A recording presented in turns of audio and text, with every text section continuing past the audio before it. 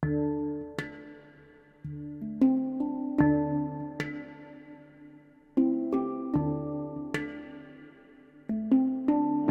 حقیقت بهت بگم من یه جوری همیشه عاشقم، نمیدونم، یک عشق درونی دارم، بیرون دنبالش نمیگردم. خیلی با منه، مثل اینکه خدای درونت رو پیدا کرده باشی.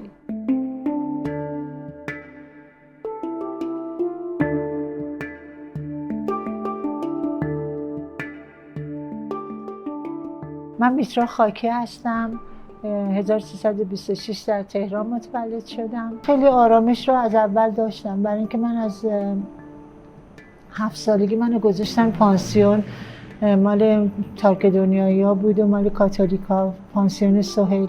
و اونجا نه اسباب بازی داشتم نه هیچی، و اینقدر رویایی بودم که بدون که اسباب بازی داشته باشم بادکنک‌های رنگی رو باشون بازی میکردم، یا فکر میکردم دارم پرواز میکنم، همه دارن منو میبینن.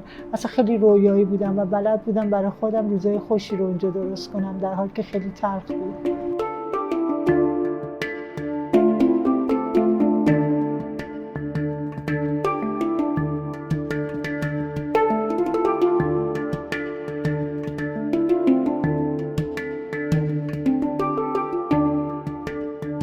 ما 5 نفر بودیم، یعنی من بودم، برادرم و یه برادر و یه خواهر. ولی خواهر آخرین وقتی که توی کرمان به دنیا آمدش زردی یرقان گرفته بود و من 10 سالم بود و میدیدم که اشکاش زرد میاد و بعد دکترها میگفتن این معالجه نمیتونیم بکنیم و این بزرگ بشه نه راه میره نه حرف میزنه. و من همون موقع تصمیم گرفتم که اگر بزرگ بشم حتما میخوام پرستار بشم و از این نوع بیماری ها رو همه رو بهشون کمک کنم، پرستاری کنم.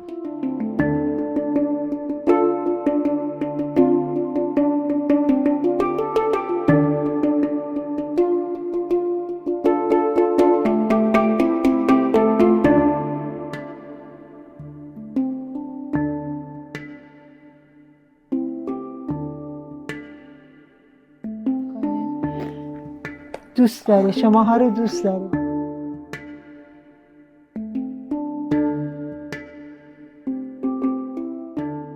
الان یه طبقه اون زندگی میکنه، یه طبقه من زندگی میکنم، ولی چند وقت پیش دیدم که خیلی قوز کرده، خیلی کتفاش و استخونش اومده بیرون چون راه نمیره و اینا. دوستم نداره ماساژ بگیره و ورزش‌های خاصی بکنه، دوست داره همونجور باشه. گفتم بیا ماساژ بدن، نه. بعد به من با دستش اینا همه چی حالی کرد، گفت من فرشته بودم، اینا جای بالامه که اومدم. بعد گفتم خب برای چی اومدین تو دنیا؟ بعد گفتش که برای اینکه با آدما درس بدم، درس عشق بدم. خیلی حس قوی داره و من باورش دارم. من میبرمش رستوران، بعداً همه نگاه میکنن مثلا فکر میکنن که چرا آورده بیرون غذا به دلمون نچسبه، قیافه این رو ببینیم اینجوریه. ولی من میبرمش رستوران، یه ذره که موزیک میزنم میرقصه، شاده، میخوام مردم با تعجب نگاه میکنن که اخمو نشستن ولی این با این وضعیتش واسه خودش دست میزنه، بوس میفرسته، قلب میفرسته برای همه. در حقیقت اون اومده به ما پرواز رو یاد بده و اینکه وابسته به بدنمون نباشیم. میتونی اون بدنی که همه فکر میکنن نداشته باشی ولی خوشبختم باشی.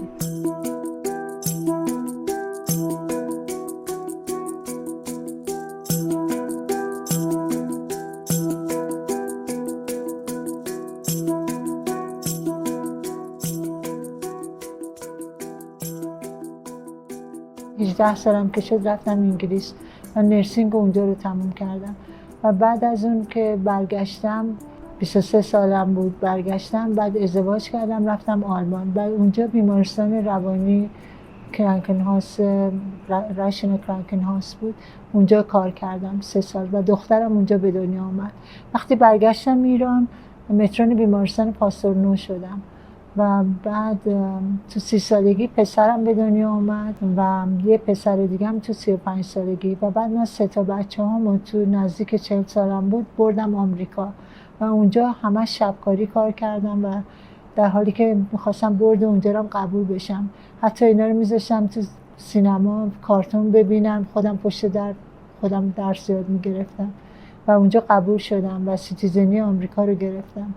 ولی مال آمریکا که کار کردم فقط کار بود، یعنی هیچی لذت نبردم. یعنی 3 بچه، شبکاری، بعداً سانت باربارا قشنگترین دریا، بهترین، نه تلویزیون نگاه کردم نه سینما رفتم، فقط کار کردم، فقط کار. ولی بعداً فکر کردم که تمام بیماری‌ها از ذهن به بدن میرسه و برای همین شروع کردم ارتباط مؤثر بنیان رو گذروندم. 14 سال اونجا بودم، اونجا مربی شدم. بعد 40 سالگی به بعد دوره ویپاسانا رفتم، دوره مال کریشنا رفتم. تو خود هند که بودم دهکده اوشو رو تجربه کردم، خوشم میامد از فلسفهش خیلی. از اونجا گیاهخوار شدم و بعد بدونی که کسی بگه برام شرح بده که گیاهخوار برای چی باید بشم، ولی اصلا بعد از اون 10 روز دوره سکوت اصلا دیگه نتونستم گوشت بخورم. اول از همه این که فهمیدم که هیچ کسی نباید قرار تغییر بدم، فقط اون که باید تصمیم گرفته گیاهخوار بشه خودم هستم. و بعدم پسرم گیاهخوار شد و بعد دخترم ندا گیاهخوار شد، حتی نوام. همسرم گیاهخوار نیستش ولی خیلی هم با هم تفاهم داریم. اون غذای خودشو بعضی اوقات داره خودش درست میکنه، بعضی اوقات هم مال ما رو داره میخوره، هم مال ما لذت میبره هم از غذای خودش.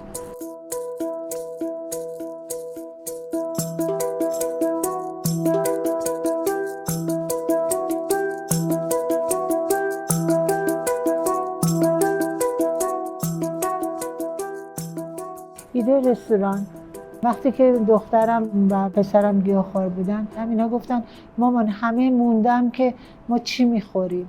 همش میگن شما هویج میخوری، سبزیجات میخوری، فقط سالاد میخوری. تو رو خدا یه کاری بکن که مردم آگاه تر بشن. و اونجا بود که ما اومدیم با علی پسرم بید مجنون رو باز کردیم و بید مجنون خیلی آشپزخونه کوچیکی داشت اینا و من 4 صبح بلند میشدم خورش درست میکردم، قرمه سبزی، نمیدونم لوبیا پلو سبزیجات پشت ماشین میذاشتم میبردم اونجا.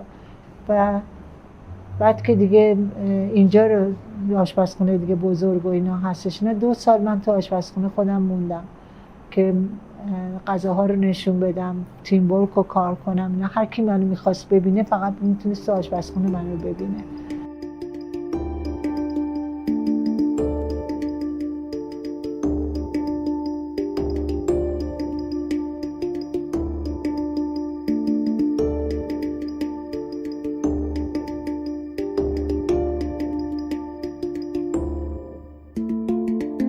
از اولش ما دلمون میخواستش که بجز غذای گیاهی که داریم میدیم واقعا فضا هم یه فضای ایرانی باشه، میدونی، فضای ببرتشون توی خونه مادر بزرگا. هر کسی هم که استخدام شده الان که بعد از 7 ساله دیگه طولانی همه موندن، اونایی که بعد میرفتن هم اول رفتن و اینایی که موندن همه عاشقانه کار میکنن، کارشون رو دوست دارن و یک موج خوبی داره اینجا. وقتی که بچه‌ها دارن کار میکنن ما هیچ بهشون یاد ندادیم که جور خاصی کار کنن.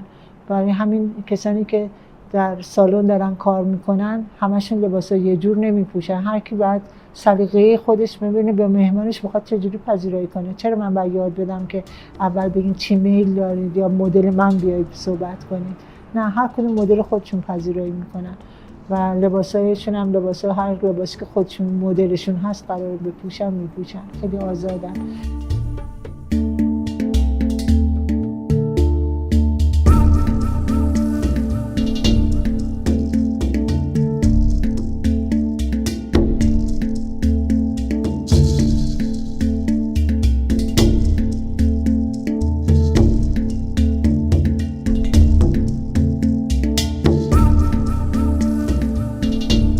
اینجا هیچ مدیریتی نداره، یعنی پایین هیچ کس مدیر نیست، هر کسی داره کار خودش انجام میده و این تیم ورک و کار گروهی رو مثلا من از بنیان یاد گرفته بودم که چطور میشه که کار گروهی رو انجام داد. مثلا بهشون میگفتن اگر خسته هستین یا در خونه دعوایی بوده اینا حتما غذا درست نکنید چون تمام انرژیتون میره تو غذا، اون موقع بیاین ظرف بشورین، یه کار دیگه بکنید تا سبک بشین. و بهتون بگم که هر کدومشون تو یه کاری فوق العاده خوبه، مثلا یکیشون قرمه سبزی خوب میپزه، یکیشون قیمه، یکیشون اینا، ولی اگر که اون کسی که قرمه سبزی میپزه غایب باشه باز همه بچه‌ها بلدن کار اون رو انجام بدن.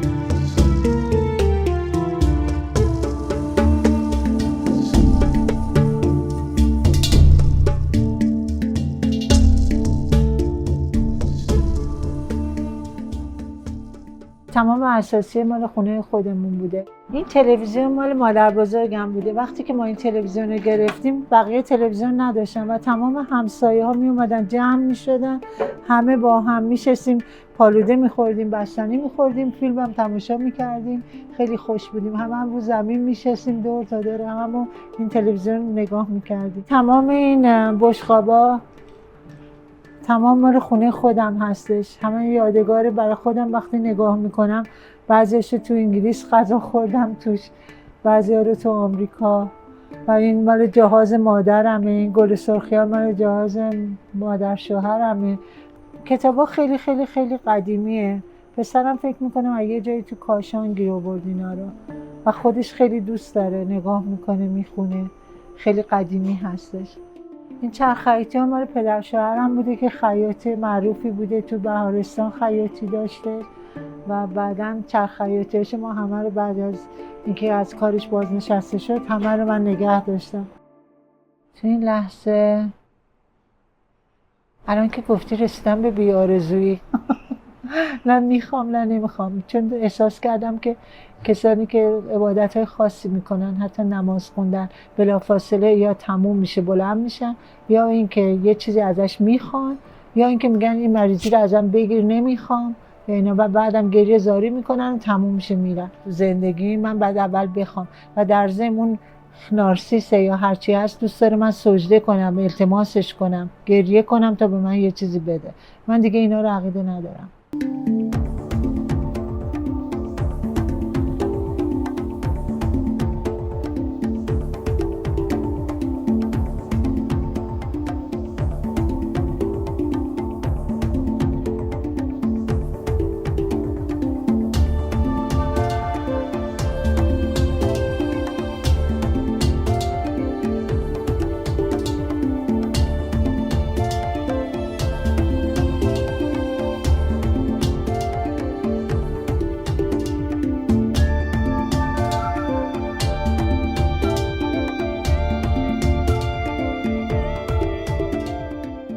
بهت بگم عاشق ایرانم، همه جا وطنم هست، اینو حس میکنم، ولی دلم برای ایران خیلی میسوزه، نگرانش هستم.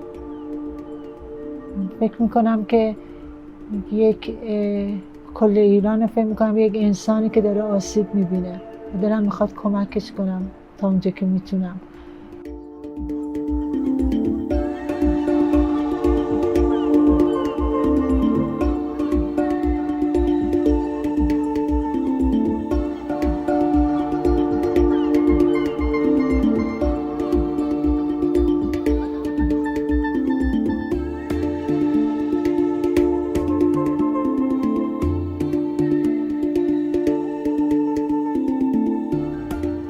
نویسنده، سناریو نویس، تماشاچی و کسی که دست برات میزنه، تشویقت میکنه، همه اینا خودت هستی و کسی که در آخر به نمره میده بازم خودت هستی.